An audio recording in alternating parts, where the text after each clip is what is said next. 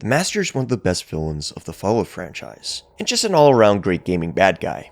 Once a brilliant human doctor who fought against mutants, he fell into a vat of FEV and changed into one, gaining psychic powers and a newfound urge to unify humanity, by any means necessary. Creating the Children of the Cathedral cult, the Master schemed to convert mankind into mutants, before a certain Vault Dweller put a stop to his plans. But despite getting nuked, his legacy continues in the fandom, as a twisted character who was ultimately pretty sympathetic. Someone that was evil, yes, but was also genuinely trying to help humanity in his own way.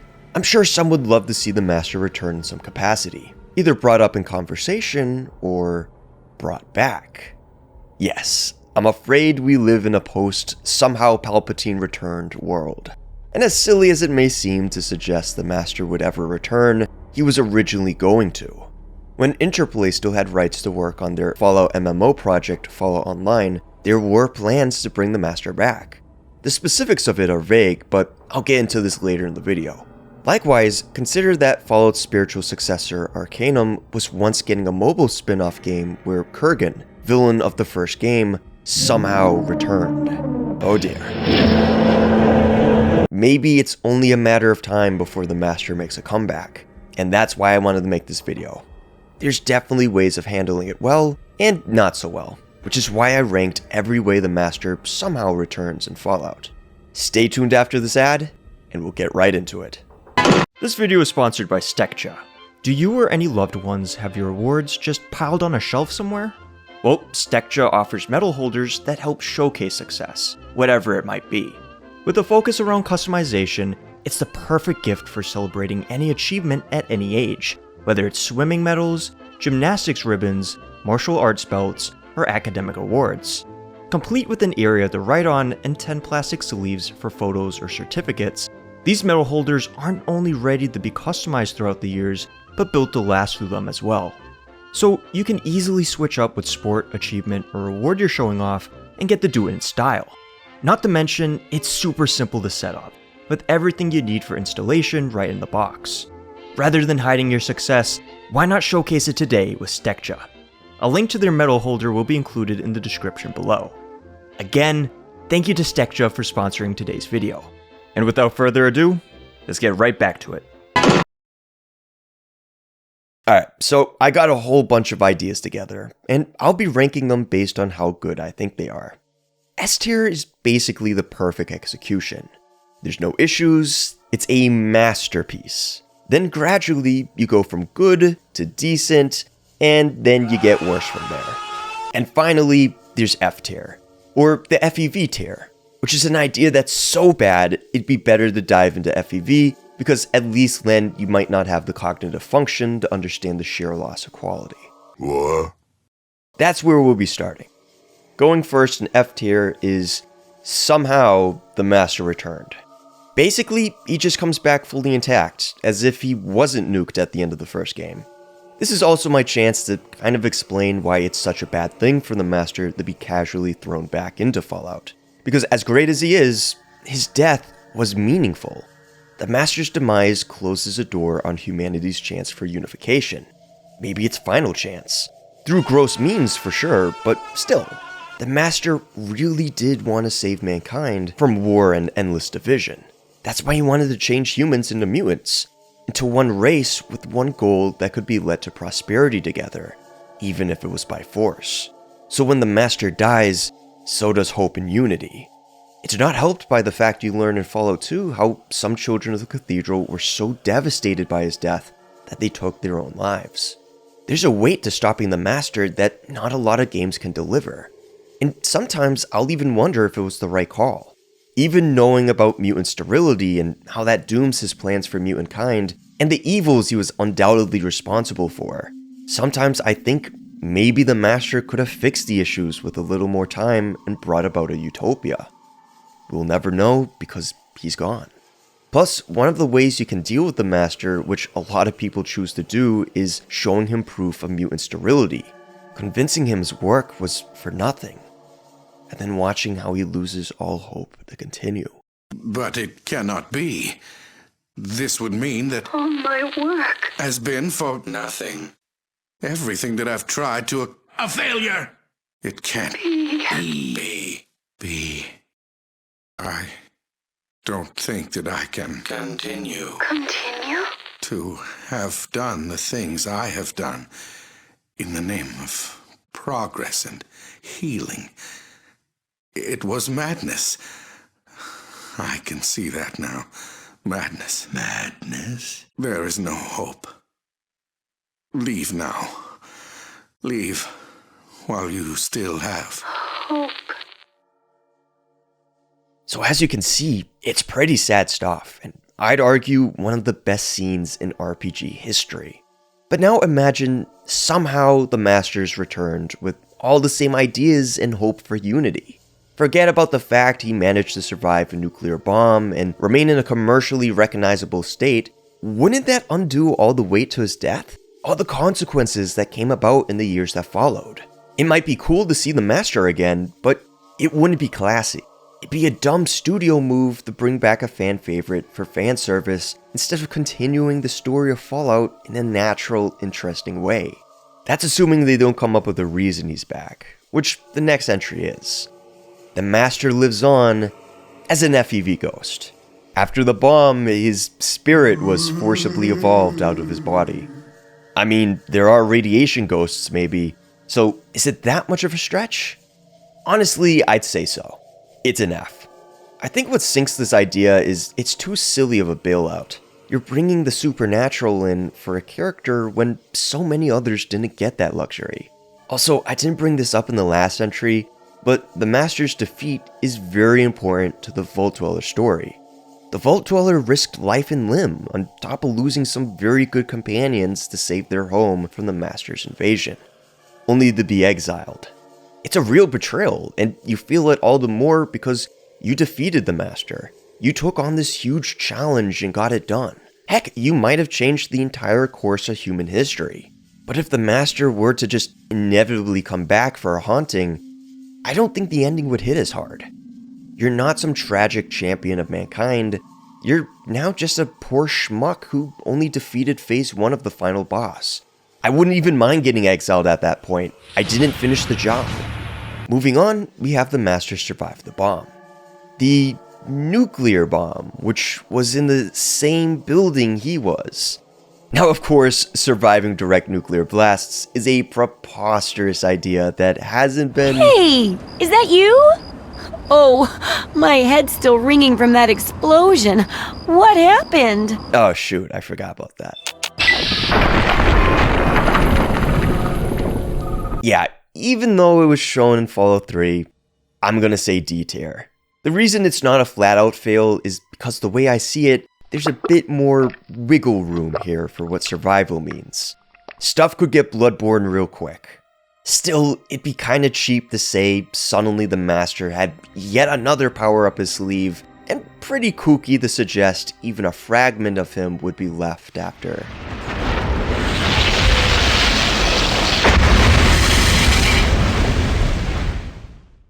But I don't know, maybe it could come down to execution. Who's to say? For the next idea, we don't have a hypothetical to work with. This is actually the official way the Master was originally set to return to the series. How were they gonna do it? Most likely through something close to time travel. And right away, I want to say F tier. But here's the thing. Fallout Online had designers working on it from Fallout 1 and 2, including Marco Green, so the idea is at least worth hearing out. Furthermore, we don't even know if the Master was set to return because of the pseudo-time travel or not. I only think the time travel was the reason because other old characters in the franchise were set to return because of it. So why not the Master as well? Unfortunately, there aren't a lot of details on how the time travel works exactly, but O'Green did mention there being multiple timelines happening all at once. So I think the implication is that this is a multiverse deal where you'd be exploring different dimensions, or they're entering the Fallout timeline somehow. It does sound silly, especially now that the multiverse stuff has been done to death, but I think if it were handled right, who knows?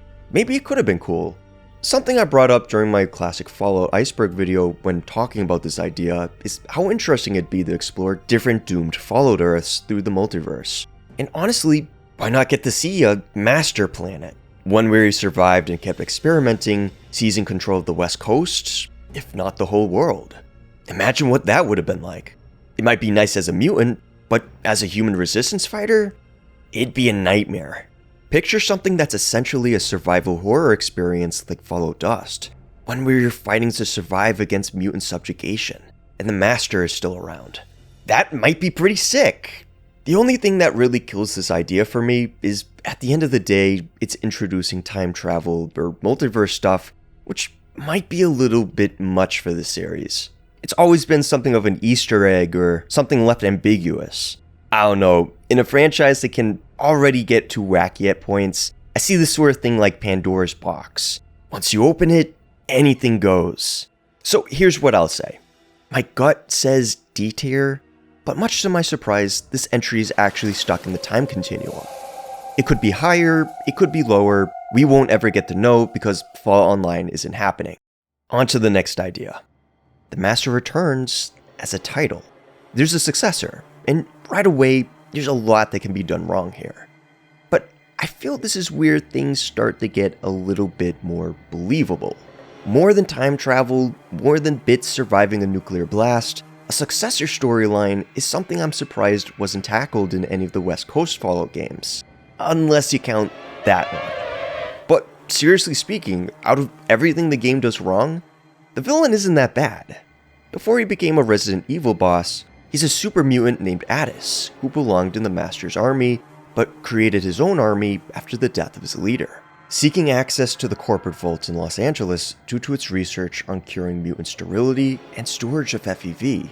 In an interesting twist, the secret weapon he seeks from the vault to be used against mankind is just natural mutant reproduction. I kinda dig that, to be honest. Much more than the inclusion of Slipknot. That being said, Brotherhood of Steel isn't canon, so Addis never happened. It offers a chance to redo this whole successor storyline, and the first thing I'd say is play up the tragedy. Make a successor someone who can't let go of the past, that is so gung-ho on living up to the perfection that is the Master that they're doomed to fail. Second, don't make this the main storyline of a game. Make this a side quest you can find, to emphasize just how shattered and forgotten the children in Quest for Unity have become in the Wasteland. Maybe this is like a small vault or laboratory locals were being lured to by friendly faces promising unity, but now it's fallen silent, and anyone who goes there to find out what happened never comes back. Then you can get into the body horror, where anything goes. See, something I've thought about is how lucky the Master truly was. He was a genius-level doctor who grew up in Vault 8, fled and became a wasteland doctor with what was likely minimum radiation exposure, and it was that purity that got him great results in his FEV bath. Even still, he's lucky he didn't come out even more of a nightmare. So he's almost this 1 in a million case that may not ever happen again. Yet, is that really gonna stop a cultist from trying? I don't think so. Imagine somebody trying to replicate this perfect case, where they try and utterly fail. There's a pretty horrific story in here somewhere that's equally scary and sad. Maybe one that even plays up the meta of making a needless follow-up. Wanting to live up to the hype and pressure to appease people seeking more, but failing miserably. Destroying the legacy of that original beloved subject in the process. I will say, the idea does raise the issue of there having to be yet another tank of FEV somewhere in the US. This card may be as overdone as the Brotherhood. So this idea, I'll say, is a light C. It's not perfect, and it could get screwed up worse if they went the route of genuinely making a new Master somehow more successful than the previous one. But hopefully, or maybe hopefully not, that wouldn't happen. Next up, we have Titalius. Field report from April 15th, 2167. Doctor, you were right. Children of the Cathedral weren't completely vanished after Master's defeat. Following your advice, I continued the spire in the Children Hub branch. After the initial shock, they recovered fairly quickly. On the basis of the old children's hospital, former High Priestess Jane founded a new sect called Disciples of Light. This cult proclaimed the healing of humanity through a revival of pre-war knowledge as their goal. The new sect grew fast.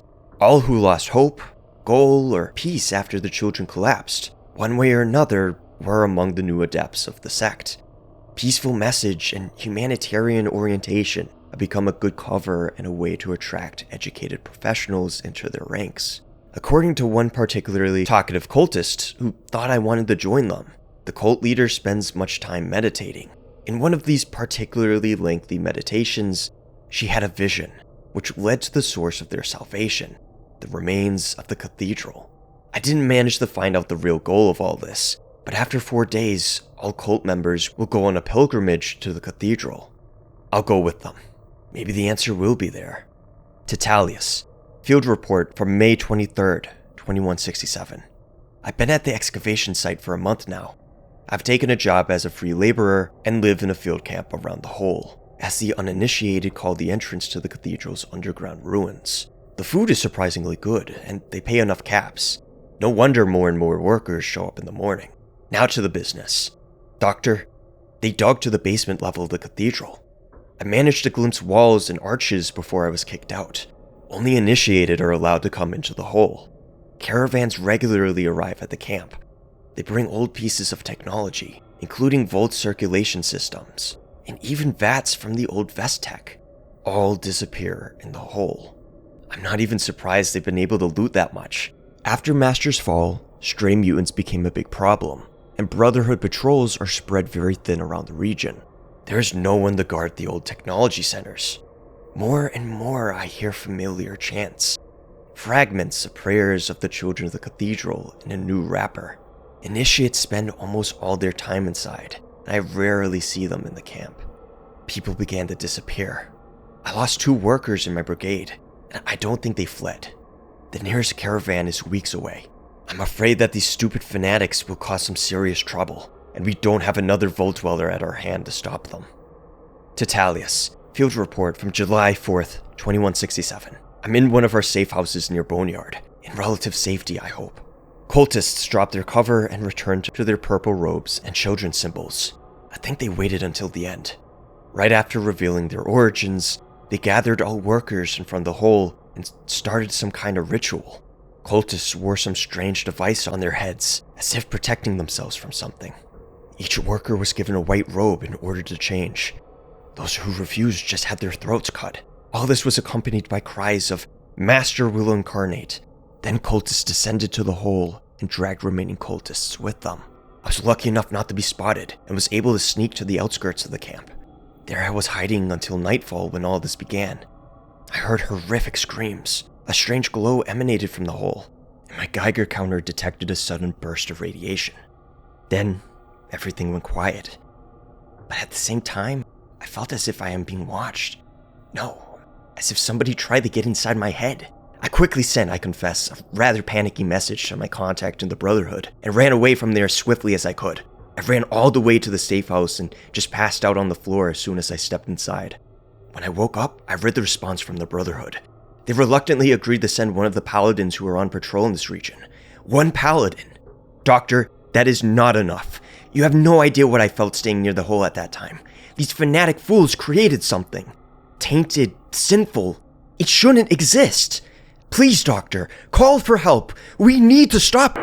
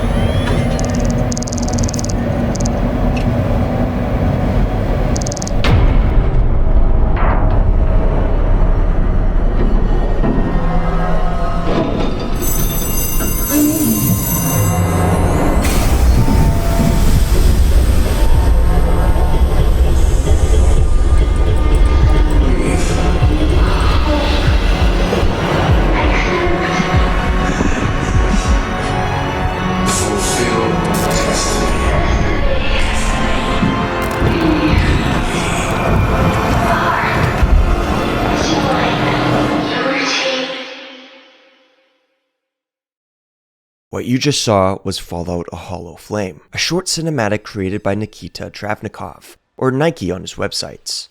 His video, his YouTube channel, and his webpage where I read the story from earlier will be linked in the description below. And I do suggest please giving this guy some love, because as of this recording, the video's only got 16,000 views. For a project with so much clear love and passion put into it, that's crazy to me.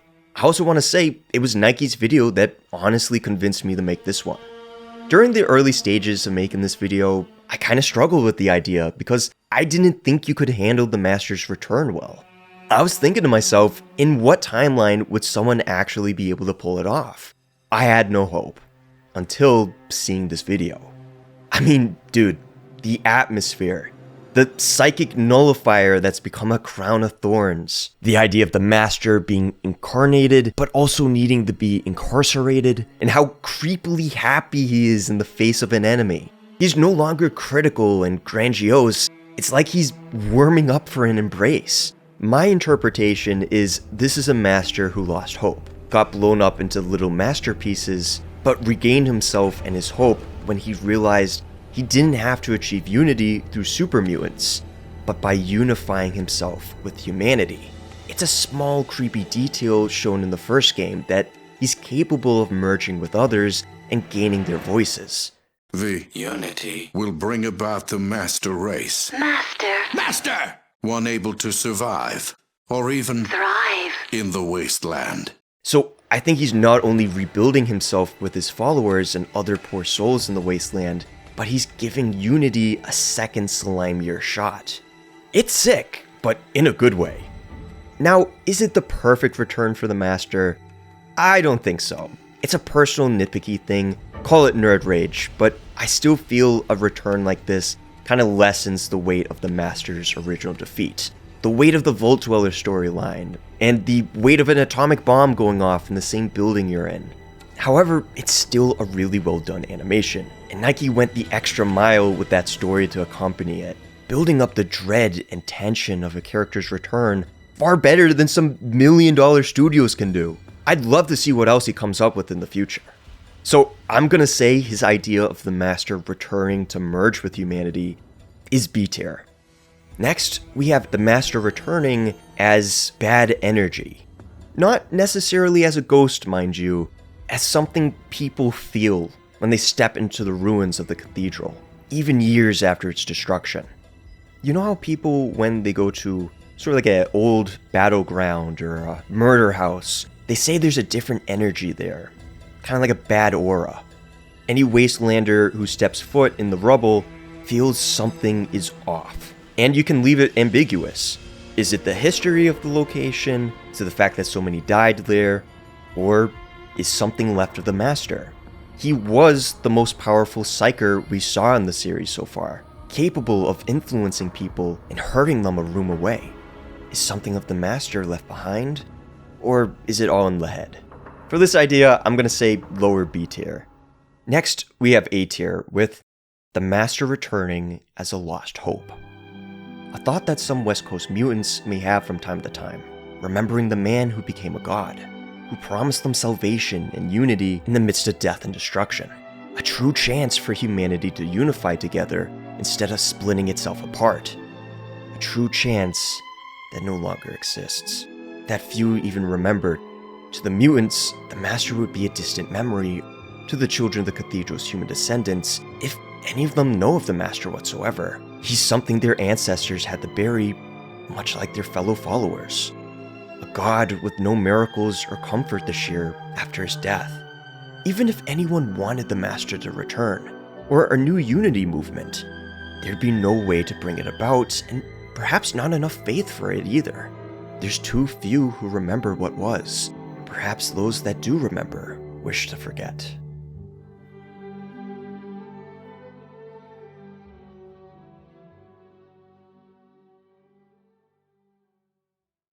And then there's S tier where we get to forget that horrible line, somehow Palpatine returned. Somehow Palpatine returned. Ugh, that was bad. Okay, but seriously, going in S tier is the Master doesn't somehow return. He was a great villain, a great character, and he got blown up. That's it. We really liked him, but he's dead now, and I'd be really cautious of doing any grave digging here. I think in general, we have to be very careful what we accept coming back to us. You might think it's a really good idea that the Master does return, but remember, as the saying goes, be careful what you wish for. Thank you guys so much for watching. If you did like what you saw and you'd like to support me, please feel free to like, comment, and subscribe, since it does save me from the YouTube algorithm. Lastly, I also have a Spotify where I post my videos on. But again, thank you guys for watching. Much more to come. In the meantime, hope you're having a happy new year so far, and here's hoping you stay safe out there.